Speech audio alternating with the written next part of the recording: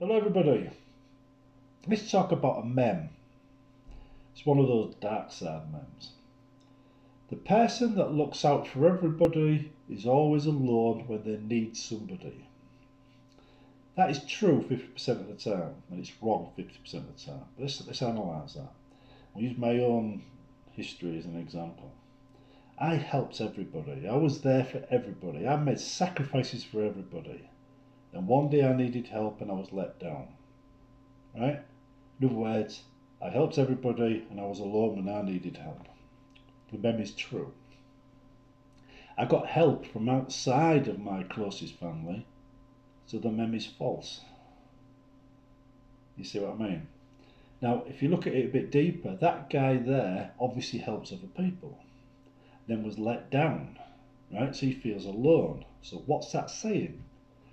Now I recognise the language. I know where he's coming from.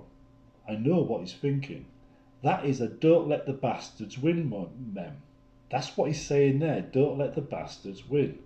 You're alone. Rely on yourself. He's arming himself, knowing only he can help himself. That's what that really says. On a deeper level, right, he knows that the people that let him down have to live with that. They can't wash it away. It stains the soul. It stays with them. It becomes who they are. They're the people that let down a loved one when needed them the most. You can't do anything about that. The loved one, in my case, has a permanent trauma now that says don't trust family. I mean, it's what was done to me. It's a mental health issue. I know it is. Right? I don't trust family. Right? Because of that situation. On the other hand, right, the people that help me can spend the rest of their lives feeling proud of the fact they helped somebody who needed it badly. Because I was on my last legs. I had no clue where to turn. Boris Johnson had engineered things so I couldn't get up even if I wanted to stand up. Right? He closed everything, including government departments. I didn't expect the whole government to be shut down, but it was. So I was in a bad position for 4 months, unable to get my documents processed, unable to get my life back. I was in limbo. And my limbo was living on the streets. If it wasn't for people saying you can sleep on my couch, I would have been under a bridge for 4 months. I would have probably become one of the permanent homeless because of Boris Johnson and his Brexit and all the rest of that crap and COVID.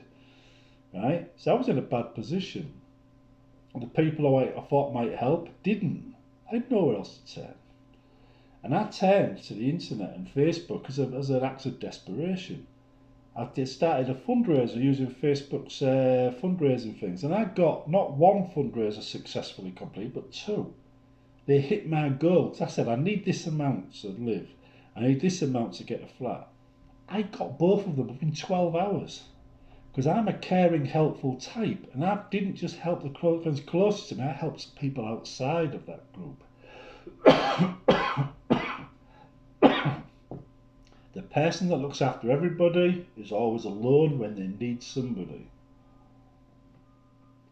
Now it's wrong, isn't it? Who I am, what I've done for everybody, came back.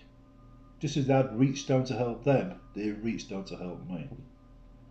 And just as I felt good about helping them, they now feel good about helping me.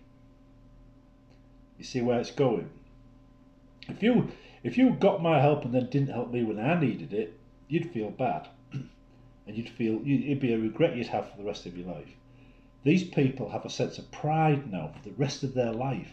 And every time they see me succeed, they know it's because of them. They get to feel pride in that too. Now, if you imagine that as an accumulative effect, you do nasty to people, so you feel bad. At least you do if you're normal and don't have mental health issues. Right? Then every nasty act makes you feel worse. Every positive act makes you feel better.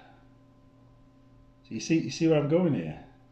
If you're good to people, you're respectful of people and you're supportive of people, you're going to be a much happier person. And you're going to have a strong sense of pride in everything you do. If you go the other way, it will eat away at your soul and turn toxic. So that mem might be a cry for help from somebody that's been let down, right? But it's really saying, don't let the bastards win. Because he doesn't appreciate himself yet. He doesn't realise that the help he's given others wouldn't have gone unnoticed. He just feels like it has. You know?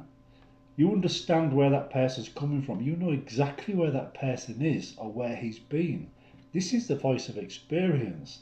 It's also the voice of a person that hasn't quite learnt the lessons yet. Because these things, it's his life's way of teaching us. And whilst we go through these phases, this is the phase he's going through, eventually he will look back and he will understand the concepts of everything he wrote, you know, where it fits in his life, why he felt like that, and what he was missing at the time. Anyway, I'm going to leave it there, but you think about that, because that's a very interesting thing, a very interesting topic. See you next time.